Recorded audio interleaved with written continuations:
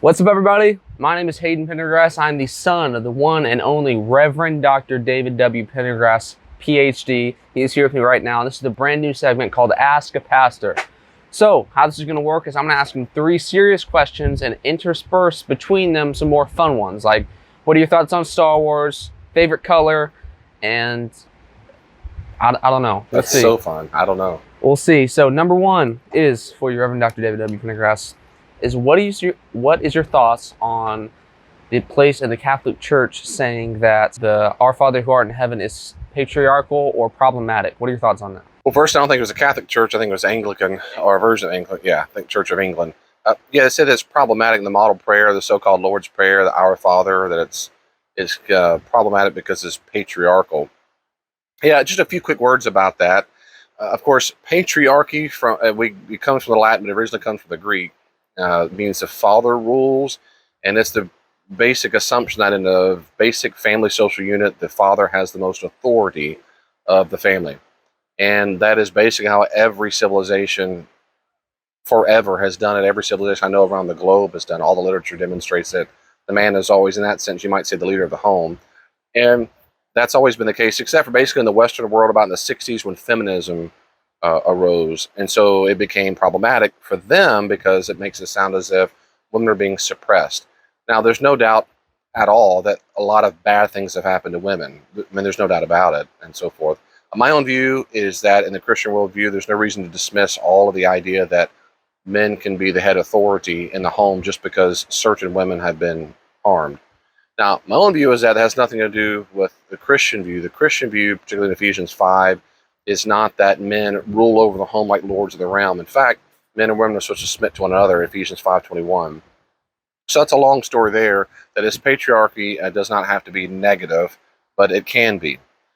What's very problematic is not that Jesus uses our Father, because what's problematic is this Anglican priest thinks that's problematic.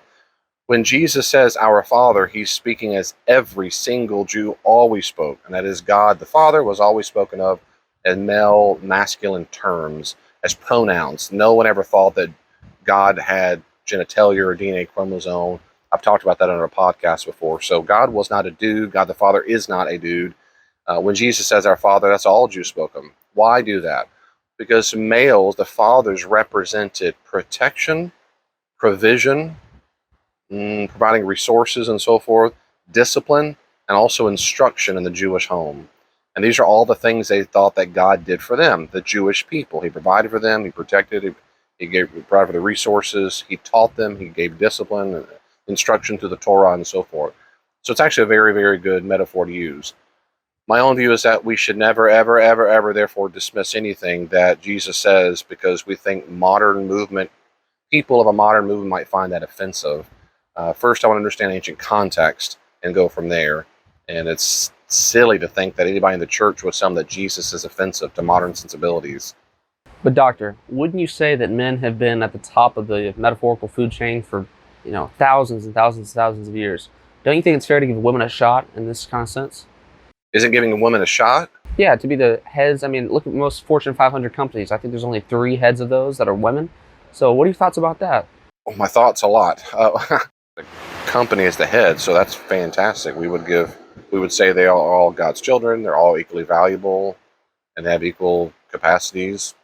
There's no fundamental distinction between man and woman when it comes to intellectual capacities, emotional capacities. So certainly distinctions, but they're not as if one is superior, one's inferior. So, but doesn't it kind of demonstrate that women are being oppressed by having only men at these top of these companies? Like something's holding them back. I don't think. Oh, they're being oppressed? Well, maybe so. That's not. If that's what the priest means is problematic by saying our Father, I disagree with him. And the reason why is I already said, which is I care what Jesus said and why he said it. First, that is the sequence matters. What did Jesus say in the historical context, and then how do we apply it now? We don't start with modern things we think are problems and then go backwards. That doesn't make any sense. Let me say it this way. Jesus didn't know about feminism. And I don't want to make Jesus speak on something of which he knew nothing at all.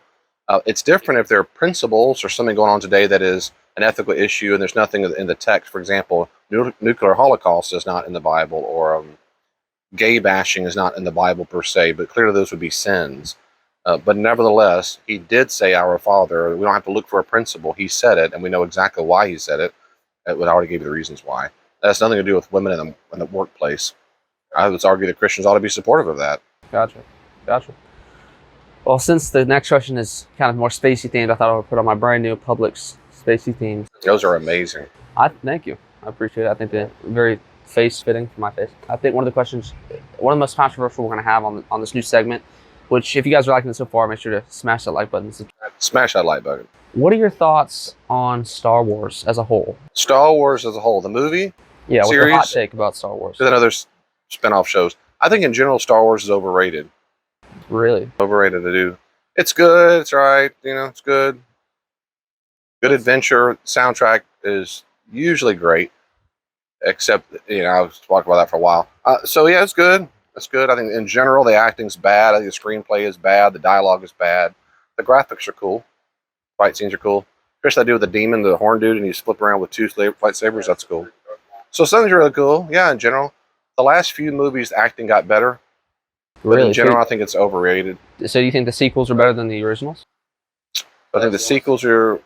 I think the sequels to some degree are better. Yeah, I mean, cinematography's better. Sound effects are better. The graphics are better. Action scenes are better. But it's those typical things people say, no, you could never beat the original because they have an emotional attachment to them. I understand that. It's like saying nothing can be better than the original anything. I mean, the Westerns of whatever. Modern Westerns are always better, in my opinion, than... So what do you think is the superior franchise? So if you had to rank, what's your favorite action franchise of all time? Favorite action franchise? Favorite action franchise. And I assume for... Mission Impossible. Mission Impossible, really? Okay. Yeah. And then what's and then 007 series, secondly. 007? But the modern ones. I don't go back anything before Pierce Brosnan. Really? Not like Dr. No? Oh, Mike. That old... So good. Bleh. So good. The pacing is snail pace. I can't believe people like Grandpa? You tell me about that. Yeah. Anyway, yeah. No. Yeah, those are good. But as far as movies, I don't recommend you go watch with your small group. But John Wick. Yeah, those are good. Yeah. I mean, I've never seen... But fun stuff, Mission Impossible. Oh, yeah. I've never seen... Tom Cruise is crazy, but he can make a movie. Exactly. That's true. He's not really crazy. I love him. He's made in the image of God. I'm just saying that Scientology. He has some cuckoo beliefs, that's all. But he can make a good movie. Scientology. What are your thoughts on this rapid growth of people saying that... Well, for one, I know in the past you've talked about... I mean, I've been there, but talked about Satanism and the rise of that as it's been going on. Why do you think that is? And what do you think is the main problem with Satanism, if you had to pinpoint it to one thing? I think Satanism is on the rise because of what it is inherently. That is, most Satanists I've seen online, I think have nailed what it really is, and that is, it is another word for what we call this particular form of ethics called egoism. That is, it is in essence the worship of the self. It is the deification of the self. Deification, not so much they think that they are gods. They treat themselves as if they are God. That is to say, they treat themselves as if they are the chief authority for all values, life, and practice. They're the source of morality, their own truth. And I think that Satanism at its core is exactly that. It is absolute, profound self-indulgence. The word they're going to use is, well, they'll say that too. I've heard them. They'll say maybe it's independence. But independence means self-indulgence. Independence means I am free from the constraints of anything, or certainly a god or religion, but even social societal constraints. That's what it is. And so I think it's exactly why it's on the rise, because people have always been arrogant and independent. They seek independence.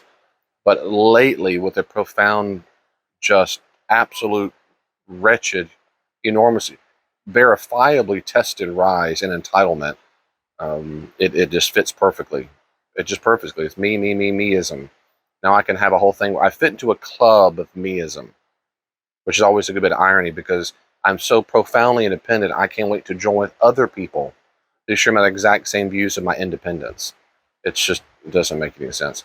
Your second question was, what's wrong with it? What would you pinpoint? Like, is Satanism evil? What do you think is the main thing? Do you think it is? And is it equal? Is it evil? Oh, evil. Yeah, sure. Well, at minimum, it's evil in the sense that it's independent of God.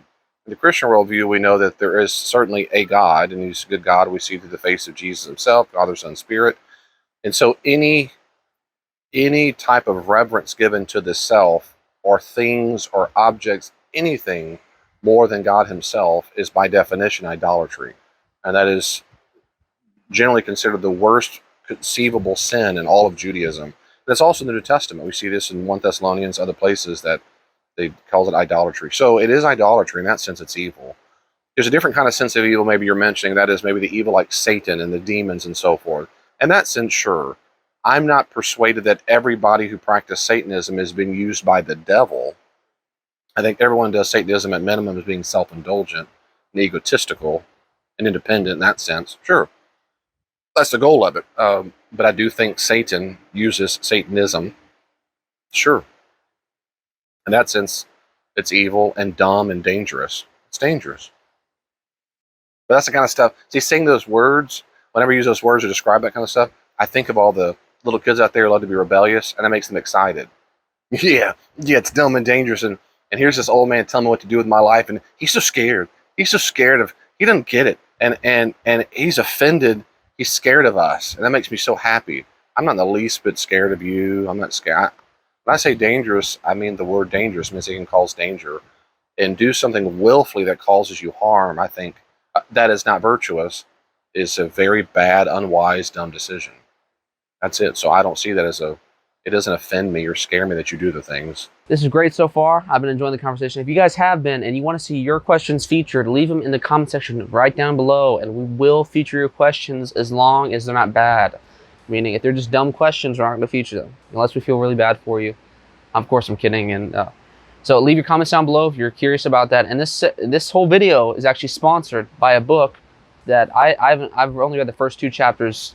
Doctor, do you know anything about this book? I think you're talking about that book that just came out called Rediscover Jesus. No, I don't think that's it. I wrote it. Yep, it's very good. Oh, okay. Well, I think it's very good. Go to Amazon.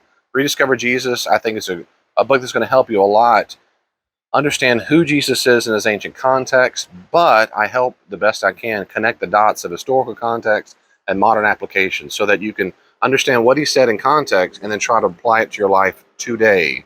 And so I've done the best job. And if you guys are interested in getting that book, check the link in the description right now, check right now, and you can go to his Amazon page. It'll take you directly there. We can purchase your very own book. On paperback, Kindle, and audiobook. Paperback, Kindle, and audiobook. Audiobook is working on right now. And there's something else you're going to do with the book. I think you're in the progress of now. Can you tell us a little bit about that? Yeah, I'm working right now on, real soon, I'm working on some instructional videos to go alongside it. And I will sell out those videos and some discussion questions so you can use this book in small groups or for your own individual study. Great. Looking forward to it. And since you are such a big Mission Impossible fan, I was curious, what are your thoughts on the new Mission Impossible? Are you going to be there in the seats? What IMAX? What's your plan on that? Not only would I be there, Tom wrote me a personal letter. He did? Yeah. I mean, that was before he started filming. He asked me what I thought the screenplay should be, should act, what stunts he should do. I'm glad that he finally came to appreciate my well-needed input to make the franchise, well, watchable. You know, for a long time it wasn't good. Didn't he see your YouTube channel? He saw you singing, actually. It was the first thing. YouTube. I spun it. I think you read my book. It changes. I wish you would. All that to say, no, I am going to be there. Yeah, probably IMAX. I'm looking forward to it. Thank you so much for watching. I hope you've enjoyed. If you did, make sure to leave a comment down below of a question you want featured. Make sure to go check out his book link on Amazon within the description also. And subscribe, turn on the post notification bell so you never miss a brand new upload of this series we're going to have consistently coming out all over the next couple of weeks. So any closing thoughts for us? See you next time. God bless.